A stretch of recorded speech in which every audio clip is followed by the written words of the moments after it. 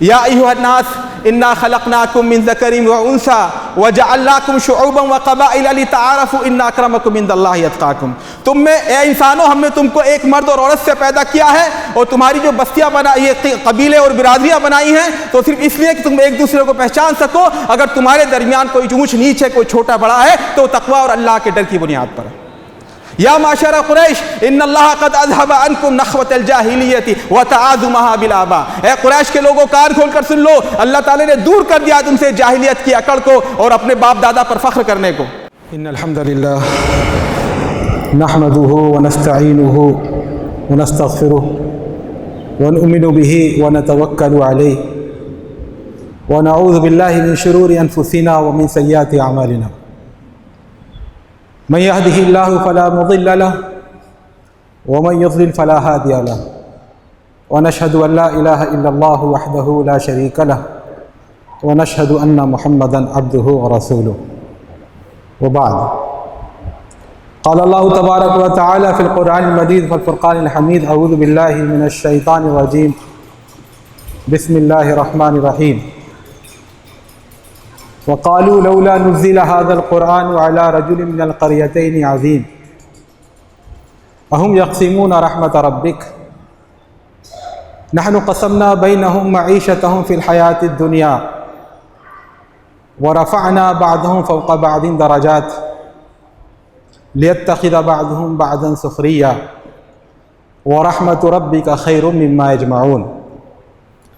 ولولا أن يكون الناس أمة واحدة لجعلنا لمن يكفر بالرحمن لبيوتهم سقفا من فضة ومعارج عليها يظهرون ولبيوتهم أبوابا وسررا عليها يتكئون وزخرفا وإن كل ذلك لما متاع الحياة الدنيا والآخرة عند ربك للمتقين.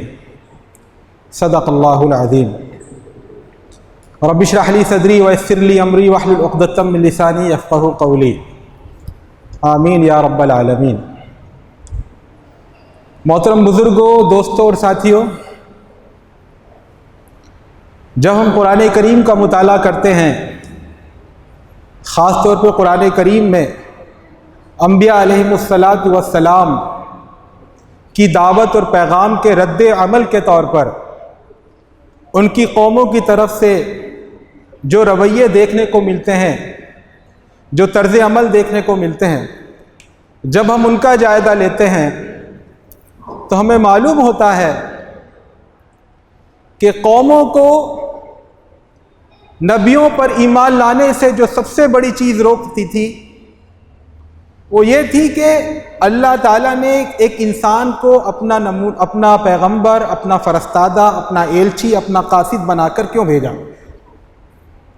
وَمَا مَنَعَ النَّاسَ أَن يُؤْمِنُوا إِذْ جَاءَهُمُ الْهُدَىٰ إِلَّا أَن قَالُوا أَبْعَثَ اللَّهُ بَشَرًا رَسُولًا. ہدایت آ جانے کے بعد لوگوں کو ایمان لانے سے اس چیز نے روکا کہ انہوں نے کہا کیا اللہ تعالیٰ ایک انسان کو پیغمبر بنا کے بھیجے گا؟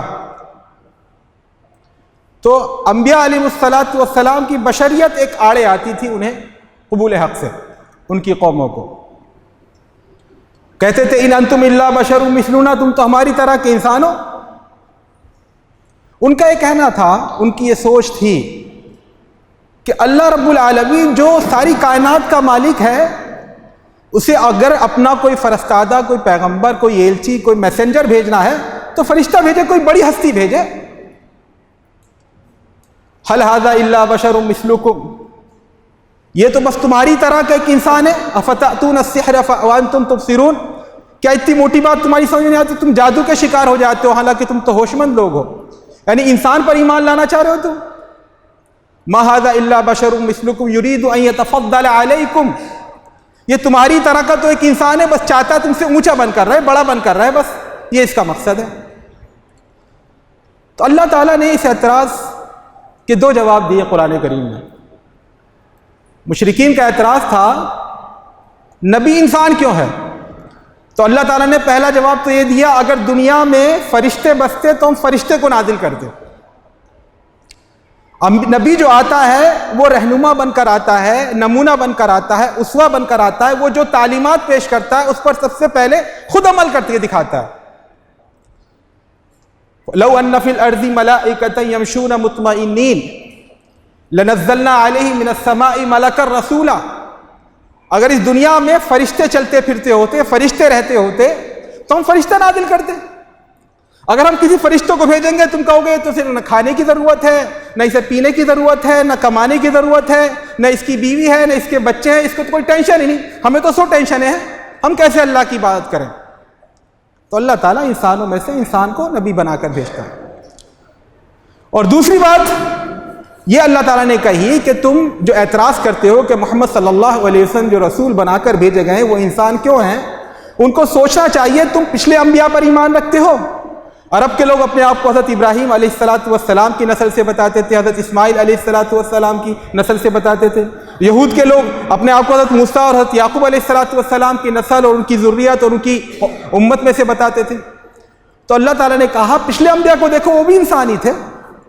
وَمَا أَرْسَلْنَا مِن قَبْلِكَ إِلَّا رِجَالًا نُوحِي إِلَيْهِم مِّنْ أَهْلِ الْقُرَىٰ، اے محمد ہم نے آپ سے پہلے جن کو بھی نبی بھیجا وہ انسان ہی تھے، انسانوں کے پاس انسانی کی طرف سے نبی آیا۔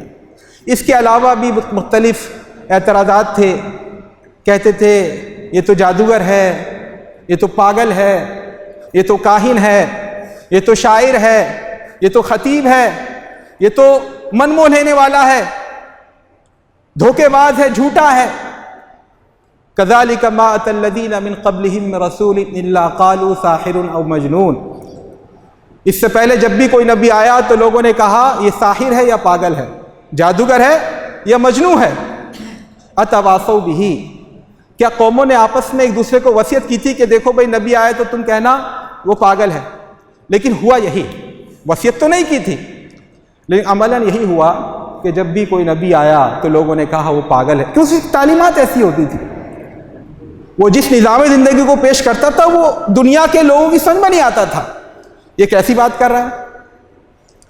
اسی میں ایک اعتراض جو میں نے آپ کے سامنے آیت پڑھی، ایک اعتراض کفار قریش کو یہ تھا، وَقَالُوا لَوْلَا نُزِّلَ هَذَا الْقُرْآنُ عَلَىٰ رَجُلٍ مِّنَ الْقَرْيَتَيْنِ عَظِيمٍ، وہ لوگ کہتے ہیں کہ قرآن، دیکھیں نزلہ کا لفظ استعمال ہوا ہے، انزلہ اور نزلہ میں جو فرق بتاتے ہیں مفسرین، نزلہ کے اندر اہتمام، کیئرنگ پائی جاتی ہے، اہمیت پائی جاتی ہے، تو گویا وہ خود اس کتاب کو اہمیت دیتے تھے۔ ان کا اعتراض کیا تھا؟ وہ کہتے ہیں کیوں نہیں نازل کیا گیا یہ قرآن 2 شہروں کے کسی بڑے آدمی پر؟ 2 شہروں سے ان کی مراد تھی مکہ اور طائف۔ مدینہ منورہ کو وہ حیثیت نہیں حاصل ہوئی تھی اس وقت تک جو اللہ کے نبی صلی اللہ علیہ وسلم کی بعثت اور ہجرت کے بعد حاصل ہوئی۔ عربوں میں 2 بڑے شہر تھے، مکہ اور طائف۔ تو کہہ رہے ہیں اگر اللہ تعالیٰ کو انسان ہی نبی بھیجنا تھا تو کسی بڑے آدمی کو نبی بنا کر بھیجتا۔ اَهُمْ يَقْسِمُونَ رَحْمَتَ رَبِّكَ، کیا یہ تیرے رب کی رحمت بانٹیں گے؟ کیا یہ تقسیم کریں گے؟ تیرے رب کی رحمت کا ذمہ ان کے ذمہ، ان کے حوالے ہے کہ جس کو جو چاہیں دے۔ نحن قسمنا بینہم معیشتہم فی الحیات الدنیا، ہم نے تو ان کے ذرائع زندگی جن پر ان کی گزر اوقات چلتی ہے ان کو بھی ہم نے بانٹ رکھا ہے، اپنے ہاتھ میں لے رکھا ہے، اور ہم نے اس میں تفاوت پیدا کر رکھا ہے۔ ورفعنا بعضهم فوق بعض درجات، کوئی ذہین ہے، کوئی کن ذہن ہے، کوئی امیر زادہ ہے، کوئی فقیر زادہ ہے، کوئی اچھے شہر کا رہنے والا ہے، کوئی خراب شہر کا رہنے والا ہے، کسی کی رنگت صاف ہے، کسی کا رنگ کالا ہے، کوئی لڑکا ہے تو کوئی لڑکی ہے، کوئی نیچے خاندان کا فرد ہے، کوئی اونچے خاندان کا فرد ہے، ہم نے تقسیم کر رکھا ہے تاکہ ایک دوسرے پر ڈیپینڈنسی رہے، دنیا چلتی رہے، ایک دوسرے کے لوگ کام آتے رہیں۔ وَرَحْمَةُ رَبِّكَ خَيْرٌ مِّمَّا يَجْمَعُونَ، اور اے محمد تیرے رب کی رحمت ان تمام چیزوں سے بہتر ہے جو یہ لوگ جمع کر رہے ہیں، اکٹھا کر رہے ہیں۔ تو میرے دوستوں، ساتھیوں اور بھائیوں، یہ کفار کی مینٹلٹی تھی۔ وہ کہتے تھے اگر اللہ کا نبی آئے تو کوئی بڑی شخصیت آئے، بڑا آدمی آئے، کوئی دھنا سیٹھ ہو، کوئی ملینائر ہو، بلینائر ہو، ٹائکون ہو، اس کے پاس پیسوں کے پرے ہوں۔ یہ کیسا نبی ہے؟ نہ اس کے پاس گھوڑا ہے، نہ گاڑی ہے، نہ بنگلہ ہے، نہ حویلی ہے، نہ آگے پیچھے نوکر چاکر ہیں، نہ اس کا کوئی محل ہے، نہ اس کا کوئی باغ ہے۔ مالی ھذا الرسول یاکل الطعام ویمشی فی الاسواق، یہ کیسا رسول ہے؟ کھانے کھاتا ہے، ارے اس کو تو کھانا کھلانے والے ہونے چاہیے. وہ اشارہ کرے پورے پورے شیف لگے ہوئے ہوں, پورا پورا دسترخوان بچھا ہوا ہو. وہ یمشی فی الاسواق, بازاروں میں سودے خریدنے جاتا ہے, کاروبار کرتا ہے, تجارت کرتا ہے, ہماری طرح محنت کرتا ہے. لولا انزل الیہ ملک فیکون معہ نذیرا, کیوں نہیں اس کے اوپر ایک فرشتہ ایسا نازل ہوا جب یہ باہر نکلتا تو کہتا ہٹو بھائی حضرت آ رہے ہیں, رب العالمین کا فرستادہ, ہٹ جاؤ ہٹ جاؤ, ایمبیسڈر صاحب آ رہے ہیں, سفیر آ رہے ہیں. افریقہ, انڈیا تو خیر بہت بڑا ملک ہے, جو افریقہ کے چھوٹے سے ملک ہے, اس چھوٹے سے ملک کا ایک ادنا سا سفیر بھی اگر اعظم گڑھ آئے تو یہاں سے وہاں تک پولیس کی لائن لگ جائے گی.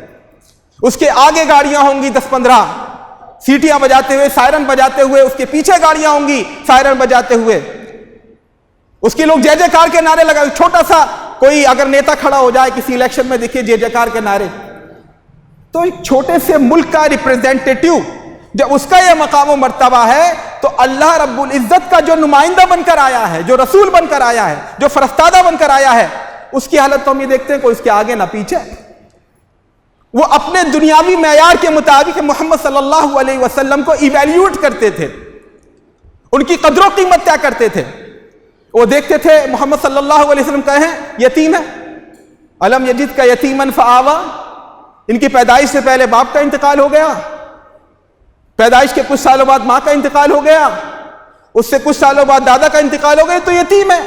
انہوں نے میراث میں کچھ نہیں پایا, ان کے پاس کوئی لیگیسی نہیں ہے, کوئی بڑا جائیداد نہیں ہے, کوئی پراپرٹی نہیں ہے. چچا بھی ان کے غریب تھے, کس طرح لے دے کر کے انہوں نے پال پوس کے بڑا کیا ہے. لڑکپن میں پہنچے تو بکریاں چرایا کرتے ہی تھے, مزدوری پر ہی, اور جوان ہوئے تو پھر ہمارا مال لے کر تجارت کے لیے جایا کرتے تھے. یہ تھی ان کی دنیاوی حیثیت. اور اب شادی ہو گئی ہے تو اب بیوی کا جو مال ہے اس کے لے کر تجارت کرتے ہیں. ان کا اپنا ہے کیا؟ ان کے بیٹے نہیں ہیں.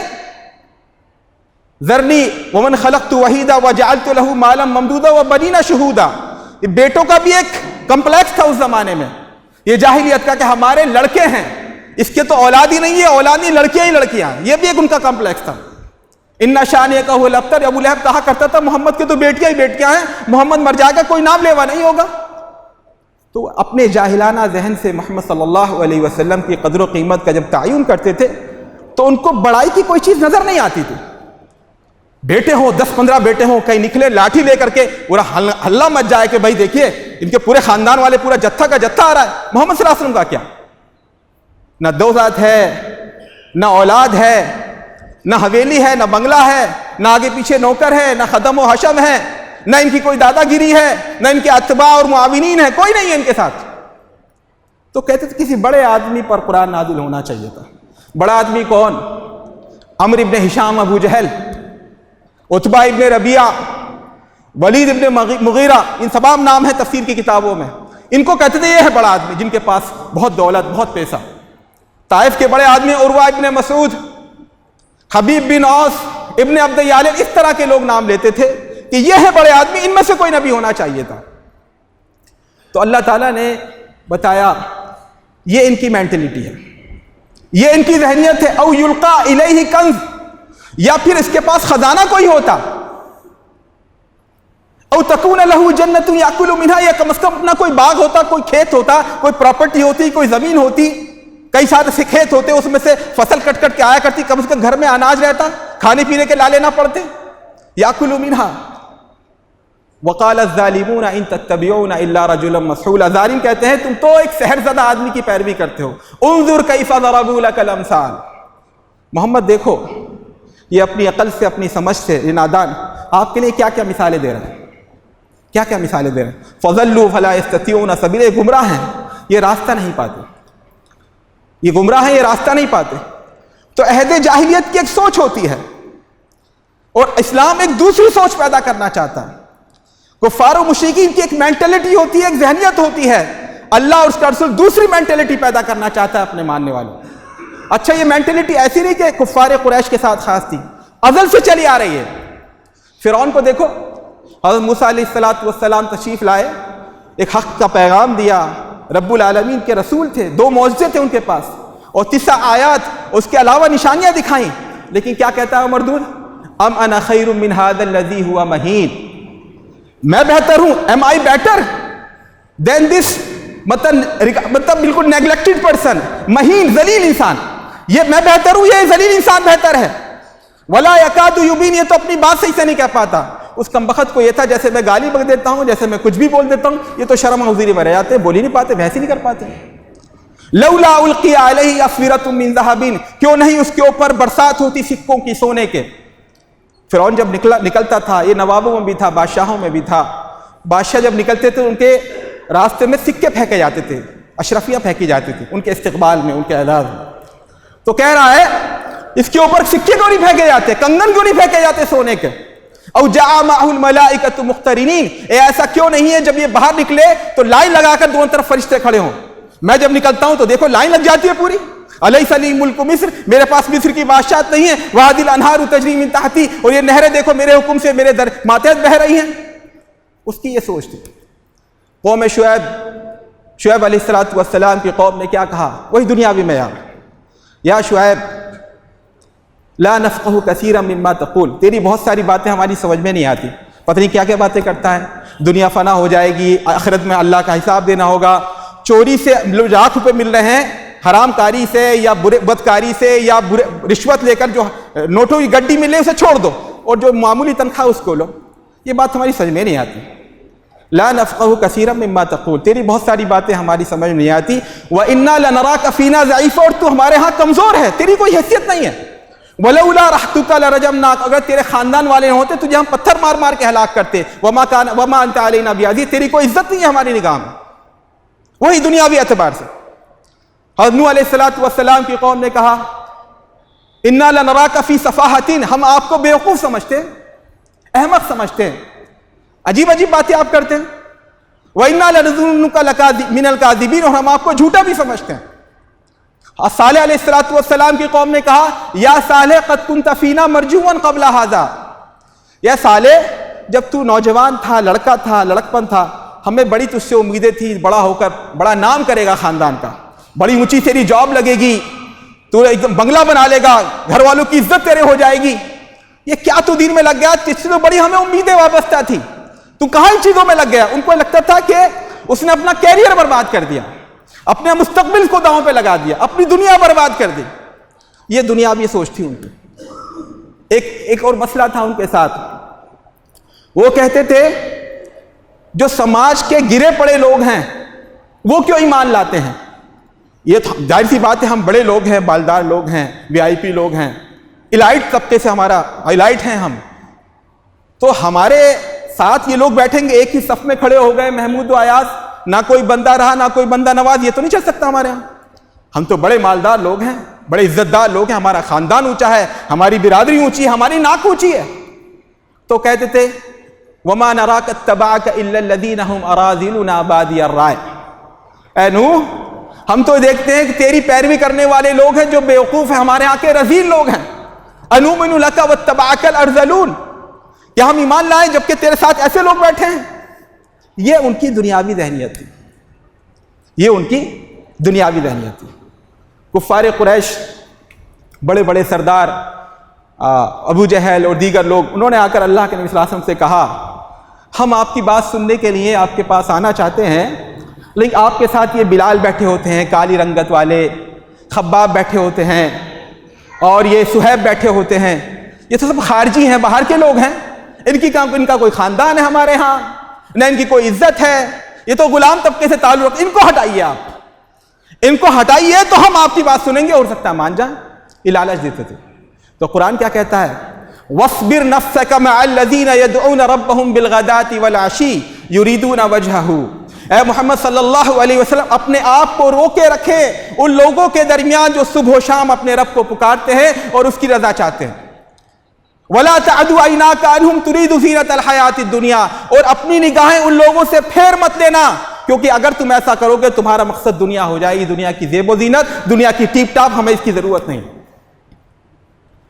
وَلَا تُطِيعْ مَنْ أَغْفَلْنَا قَلْبَهُ عَنْ ذِكْرِنَا وَاتَّبَعَ هَوَاهُ وَكَانَ أَمْرُهُ فُرُطًا، اور ایسے آدمی کی بالکل بات مت مانو جس کے دل پر ہم نے مہر لگا دی اور جس کا معاملہ افراط و تفریط کا شاہکار بن گیا. عَبَسَ وَتَوَلَّىٰ أَن جَاءَهُ الْأَعْمَىٰ، اس آیت کی تفسیر میں صحیح حدیث میں موجود ہے، اللہ کے نبی صلی اللہ علیہ وسلم کفار قریش کو دعوت و تبلیغ کر رہے تھے. کہ حضرت عبداللہ ابن ام مکتوم آئے، اللہ کے نبی وہ آ کر اپنی سوال پوچھنے لگے تو اللہ کے رسول کو تھوڑا ناگواری ہوئی تو اس پر یہ سخت آیت نازل ہوئی، عبس وتولى ان جاءه الاعمى وما يدريك لعله يزكى او يذكر فتنفعه الذكرى اما من استغنى فانت له تصدى وما عليك الا يزكى. آپ کی آنکھیں چڑھ گئیں، آپ غصہ ہو گئے کہ ایک اندھا آ کر آپ سے دین کی بات پوچھ رہا ہے، اور جو لوگ سننا نہیں چاہتے دین کی بات، ماننا نہیں چاہتے دین کی بات، ان کے آپ پیچھے پڑے ہوئے ہیں سرداروں کے، کوئی ضرورت نہیں ہے. انما ان هذه تذکرہ فمن شاء ذکر، یہ تو یاد دہانی ہے جو چاہے قبول کرے، اس میں چوز چیز کچھ نہیں ہے. معیار اللہ کے رسول نے بدلا، یہ ذہنیت بدلی. یہ معیار کیا گیا کہ اگر کوئی فرق ہے انسانوں میں تو وہ تقوی کی بنیاد ہے. یا ایھا الناس انا خلقناکم من ذکر وانثی وجعلناکم شعوبا وقبائل لتعارفوا ان اکرمکم عند اللہ اتقاکم. تم میں اے انسانوں ہم نے تم کو ایک مرد اور عورت سے پیدا کیا ہے اور تمہاری جو بستیاں بنائی یہ قبیلے اور برادریاں بنائی ہیں تو صرف اس لیے کہ تم ایک دوسرے کو پہچان سکو. اگر تمہارے درمیان کوئی اونچ نیچ ہے، کوئی چھوٹا بڑا ہے تو تقوی اور اللہ کے ڈر کی بنیاد پر. یا معشر قریش ان اللہ قد اذهب عنکم نخوۃ الجاہلیت وتعاظمها بالآباء. اے قریش کے لوگوں کان کھول کر سن لو، اللہ تعالی نے دور کر دیا تم سے جاہلیت کی اکڑ کو اور اپنے باپ دادا پر فخر کرنے کو. کلکم من آدم وآدم من تراب، تم سب آدم کی اولاد اور آدم مٹی سے بنے ہیں. لا فضل لعربی علی عجمی ولا لاحمر علی اسود، کسی عربی کو کسی اجمی پر کوئی فوقیت حاصل نہیں ہے، کسی سرخ رنگت والے کو کسی سیاہ رنگت والے پر کوئی فوقیت حاصل نہیں ہے، الا بالتقوی، صرف تقوی کی بنیاد پر. ان اللہ لا ينظر الى صورکم ولا الى اجسامکم ولکن ينظر الى قلوبکم واعمالکم. اللہ تعالیٰ تمہاری شکلوں کو نہیں دیکھتا، تمہارے جسموں کو نہیں دیکھتا، وہ تمہاری نیتوں کو دیکھتا ہے، تمہارے دلوں کو دیکھتا ہے اور تمہارے کاموں کو دیکھتا ہے. ورنہ جسم تو منافقین کا بہت اچھا ہوتا ہے. وَإِذَا رَأَيْتَهُمْ تُعْجِبْكَ أَجْسَامُهُمْ، اپنے وہ ظاہری شان و شوکت ایسی بنا دیں کہ ہر آدمی کو اچھے لگیں، لیکن اسلام کہہ رہا ہے اس کی کوئی حیثیت نہیں، اللہ کی نگاہ میں ان کی کوئی حیثیت نہیں. اور اللہ کے نبی سے کہلوایا گیا وَمَا أَنَا بِطَارِدِ الْمُؤْمِنِينَ، میں مومنوں کو اپنے پاس سے بھگاؤں گا نہیں، ہٹاؤں گا نہیں. تو اللہ اور اس کے رسول نے مینٹلٹی بدلی، ذہنیت بدلی. اگر آج ہم اپنے گریبانوں میں جھانک کر اپنا جائزہ لیں، کیا دنیا میں کسی کو قریب کرنے، دور کرنے، کسی کو دوست بنانے، کسی سے لا تعلق ہونے، کسی کو عزیز رکھنے، کسی سے دور ہونے کا ہمارا وہی معیار ہے جو اللہ اس کے رسول نے دیا تھا؟ اگلی آیت میں اللہ تعالیٰ فرماتا ہے وَلَوْلَا أَن يَكُونَ النَّاسُ أُمَّةً وَاحِدَةً، تم جن ٹھیکروں پر مرتے ہو، جن ظاہری شان و شوکت اور ٹیپ ٹاپ پر تم مرتے ہو، تمہاری جانیں نکلتی ہیں، جن کے پیچھے تم دنیا میں کتے کی طرح بھاگتے ہو، پتہ ان کی کیا حیثیت ہے ہماری نگاہ میں؟ وَلَوْلَا أَن يَكُونَ النَّاسُ أُمَّةً وَاحِدَةً، اگر یہ اندیشہ نہ ہوتا کہ سب کے سب کافر ہو جائیں گے. انسان کمزور ہے نا، خلق الانسان ضعیفا، انسان کے اندر مال کی محبت ہے نا، إِنَّهُ لِحُبِّ الْخَيْرِ لَشَدِيدٌ. اللہ تعالیٰ نے صرف ہماری رعایت میں فرماتا ہے کیا؟ اگر یہ اندیشہ نہ ہوتا کہ سارے لوگ کافر ہو جائیں گے تو پتہ ہم کیا کرتے؟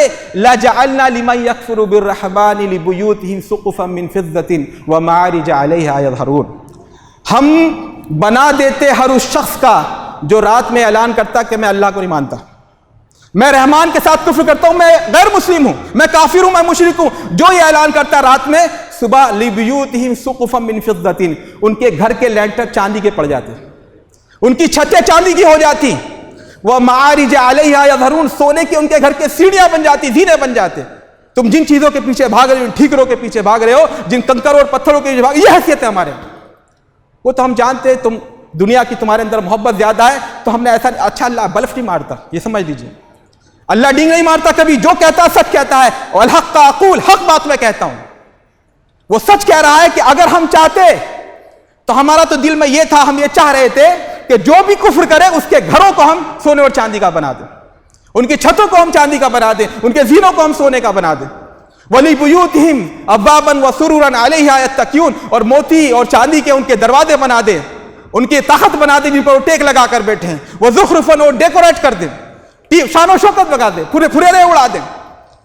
وَإِن كُلُّ ذَلِكَ لَمَّا مَتَاعُ الْحَيَاةِ الدُّنْيَا، لیکن اللہ کے بندو، اے محمد صلی اللہ علیہ وسلم کے امتیوں، یہ صرف اور صرف دنیا کی زندگی کا سامان استعمال ہے. وَالْآخِرَةُ عِنْدَ رَبِّكَ لِلْمُتَّقِينَ، اور آخرت تیرے رب کے نزدیک یہ زیادہ بہتر ہے ان لوگوں کے لیے تقوی کے ساتھ زندگی گزارے. اللہ تعالیٰ ڈینگ نہیں مارتا، اللہ تعالیٰ چاہتا یہ سب کر دیتا، اس کی کوئی حیثیت نہیں، ان چیزوں کی کوئی حیثیت نہیں. اللہ کی نگاہ میں۔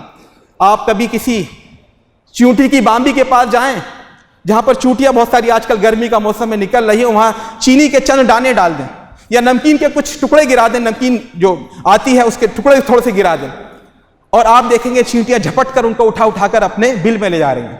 اگر آپ کو حضرت سلیمان علیہ السلام کی طرح سننے کی قوت نصیب ہو جائے تو آپ دیکھیں گے وہ اکڑ رہی ہیں چینٹیاں، ارے میرے پاس اتنا پیسہ ہو گیا، ارے میرے پاس تو اتنا مال ہو گیا، اب میں اس کا بنگلہ بناؤں گی، اب میں ایسا کروں گی، اب میں اس سے لڑوں گا، اب میں یہ کروں گا، اب میں الیکشن میں اٹھوں گا، اب میں یہ کر ڈالوں گا، فلاں کو مٹی میں ملا دوں گا، چھوٹی چھوٹی چیزوں وہ چند دانوں کو پا کر، تو ہمیں شاید سن کر ہنسی آئے گی۔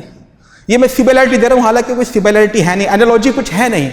جس طرح ہمیں چونٹیوں کی یہ بکواس، یہ بینگ، یہ بلف عجیب لگتی ہے، ہمیں ہنسی آتی ہے، اسی طرح اللہ رب العزت کو ہماری یہ بکواس پر ہنسی آتی ہے، ان حرکتوں پر ہنسی آتی ہے۔ ہم یہ مذاق خیز ہماری حرکتیں ہیں کہ دنیاوی معیار کے مطابق ہم کسی کو بڑا اور چھوٹا سمجھیں۔ مسلمان اللہ کا غلام اور اس کا بندہ ہوتا ہے، محمد صلی اللہ علیہ وسلم کا امتی ہوتا ہے۔ وہ چیزوں کو، اشخاص کو، حادثات کو، واقعات کو اللہ اس کے رسول کی مینٹلٹی، دی ہوئی مینٹلٹی کے حساب سے دیکھتا ہے۔ اتقوا فراست المؤمن فإنه ينظر بنور اللہ، مومن کی فراست سے بچو، اس کی فراست سے ہوشیار رہو، اس کی فراست کا لحاظ کرو، کیونکہ وہ اللہ کی دی ہوئی روشنی میں دیکھتا ہے، وہ چیزوں کو دنیا کے نقطہ نظر سے نہیں دیکھتا۔ ان تتقوا اللہ یجعل لکم فرقانا، اگر تم تقوی کے ساتھ زندگی گزارو گے اللہ تعالیٰ تمہارے لیے فرقان بنا دے گا۔ فرقان کیا بنا دے گا کہ دنیا کا کوئی مسئلہ ہوگا، کوئی بھی سچویشن پیش آئے گی، کیسے بھی حالات ہوں گے، آپ کے سامنے پتا ہوگا کہ ہمیں کیا کرنا ہے۔ اللہ تعالیٰ بتا دے گا دین کہ ہمیں کیا کرنا ہے، ہمیں کس نہج پر چلنا ہے، کس طریقے پر گامزن ہونا ہے۔ تو میرے دوستوں اور ساتھیوں، میرے بھائیوں، اللہ اور کے رسول نے کوشش کی ہے کہ ہم جو امت مسلمہ ہیں، ہمارا سوچنے کا انداز دنیا کی دیگر امتوں سے الگ ہو۔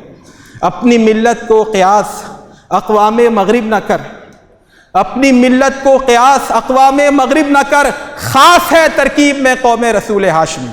تو رسول ہاشمی کی ملت، اس کی ترکیب خاص ہے۔ یہودیوں کو آپ امیٹیٹ کریں کہ وہ حرام حلال کما کر جس طرح وہ بلینار ہو گئے ہیں، لاکھ پتی اور کروڑ پتی اور ارب پتی ہو گئے ہیں، اگر ہم بھی سود لیں اور حرام سے کھمائیں اور رشوت لیں، کسی طرح ہم مالدار ہو جائیں تو ملت کا بھلا ہوگا، دنیا کا بھلا ہوگا، آپ کا بھلا نہیں ہوگا، آپ کا بھلا نہیں ہوگا۔ آپ کی ترکیب دوسری ہے، آپ کے انگریڈینٹس دوسرے ہیں، آپ کے اجزائے ترکیبی الگ ہیں۔ آپ کو اللہ تعالیٰ نے دوسرے مقصد کے لیے پیدا کیا ہے۔ حضرت عمر رضی اللہ تعالیٰ عنہ کے اس واقعے پر میں اپنی بات ختم کرنا چاہوں گا۔ فلسطین کے دورے پر گئے تو جب وہاں پہنچے، راستے جب فلسطین کے پہاڑ پہنچے تو وہاں ایک جھوڑ تھا، یعنی پانی بھر گیا تھا برسات کی وجہ سے، اس کو پار کرنا تھا۔ تو حضرت عمر رضی اللہ تعالیٰ عنہ ایسے ہی گھس گئے۔ اچھا، ساتھ میں ان کے غلام تھا ایک اور اونٹ ایک تھا، تو انہوں نے باری طے کر رکھی تھی، چند گھنٹے تم بیٹھو گے میں پیدل چلوں گا، چند گھنٹے میں بیٹھوں گا تم پیدل چلو گے۔ جب فلسطین کے قریب پہنچے، یروشلم کے قریب پہنچے، تو اس وقت حضرت عمر رضی اللہ تعالیٰ عنہ کی چلنے کی باری تھی، غلام کی بیٹھنے کی باری تھی۔ غلام نے بڑا اصرار کیا، حضرت آپ بیٹھ جائیں اونٹ پر، میں نیچے چلتا ہوں، کہ نہیں۔ اسی حالت میں کہ اونٹ پیچھے، اس پر غلام بیٹھا ہے، اونٹ کی لگام ہاتھ میں ہے اور لنگی اوپر چڑھا کر کے پانی سے نکل کر پہنچ رہے ہیں۔ حضرت ابو عبیدہ وہاں موجود تھے۔ جب یہ حالت دیکھی تو انہوں نے کہا، حضرت اگر آپ کچھ لباس تبدیل کر لیتے تھوڑا اثر اچھا نہیں پڑے گا لوگوں پر، ابھی آپ ملیں گے بڑے بڑے سلطنت کے ذمہ داروں سے تو آپ پہ اچھا اثر نہیں پڑے گا، تو تھوڑا آپ لباس تبدیل کر لیتے، یہ کپڑے وغیرہ بدل لیتے۔ تو فرمایا کیا، لیتہ قالہ غیرک یا ابا عبیدہ، اے ابو عبیدہ تمہارے علاوہ کسی نے یہ بات کہی ہوتی تو اسے اتنا مارتا کہ لوگوں کے لیے عبرت بنا دیتا۔ پھر یہ جملہ کہا جو میں آپ کو سنا کر اپنی بات ختم کروں گا، انا قوم اعزنا اللہ بالاسلام، ہم وہ قوم ہے اللہ نے ہماری عزت اسلام میں رکھی ہے۔ وَمَهْمَا ابْتَغَيْنَا الْعِزَّةَ فِي غَيْرِهِ أَذَلَّنَا اللَّهُ، اور جب بھی ہم عزت کہیں اور تلاش کریں گے اللہ ہمیں ذلیل کرے گا، یہ اس کا وعدہ ہے۔ تو میرے دوستوں اور ساتھیوں، ہمارے جیسے بھی حالات ہوں، اچھے ہوں برے ہوں، ہمیں اللہ کا در پکڑے رہنا ہے، اور جو ذہنیت اللہ اور اس کے رسول نے ہمارے اندر کریٹ کرنا چاہیے، جو ہمیں سبق دیا ہے، اور اگر ہم اس سبق کو نہیں قبول کرتے تو پھر ہمیں تاریخ کو دوبارہ ری انٹرپریٹ کرنا پڑے گا۔ پھر اعلان کے ساتھ کہیے کہ فرعون اچھا تھا، موسیٰ باطل پر تھے، کیونکہ فرعون دنیاوی لحاظ سے بہتر تھا۔ پھر اعلان سے کہیے یوسف علیہ السلام باطل پہ، ان کے دشمن اچھے تھے۔ پھر صاف صاف اعلان سے کہیے نوح علیہ السلام باطل پر تھے، ان کی قوم حق پر تھی۔ بلکہ صاف صاف اعلان سے کہیے کہ محمد صلی اللہ علیہ وسلم نعوذ باللہ ثم نعوذ باللہ غلط تھے اور ان کے مخالفین حق پر تھے۔ اگر ہم اسی مینٹلٹی کے ساتھ جینا چاہتے ہیں، یہی ہماری ذہنیت ہے، لیکن اگر ہم اس ذہنیت کے ساتھ جینا چاہتے ہیں جو اللہ اور اس کے رسول نے ہمارے سامنے رکھی ہے اور جس کے مطابق سوچنے کا ہمیں حکم دیا ہے، اور بڑے سے بڑے مشکل حالات میں بھی اس کی روشنی میں چلنے کا ہمیں حکم دیا ہے، تو پھر نہ مایوسی کی کوئی بات ہے، نہ گھبرانے کی کوئی بات ہے۔ اللہ علیہ اللہ بکافٍ عبدہ، اللہ تعالیٰ اپنے بندے کے لیے کافی ہے۔ میرے دوستو ساتھیو، آج ضرورت ہے کہ ہم اپنے حالات کا جائزہ لیں، اپنے طرز عمل کا جائزہ لیں، اپنے تعلقات کو دیکھیں، اپنی رشتہ داریوں کو دیکھیں کہ آیا وہ دین کی بنیاد پر جڑے ہوئے ہیں یا دنیا کی بنیاد پر، اور پھر ہم اس کو دین کی بنیاد پر جوڑنے کی کوشش کریں۔ اقول قولی ھذا واستغفر اللہ لی ولکم ولسائر المسلمین فاستغفروہ انہ هو الغفور الرحیم۔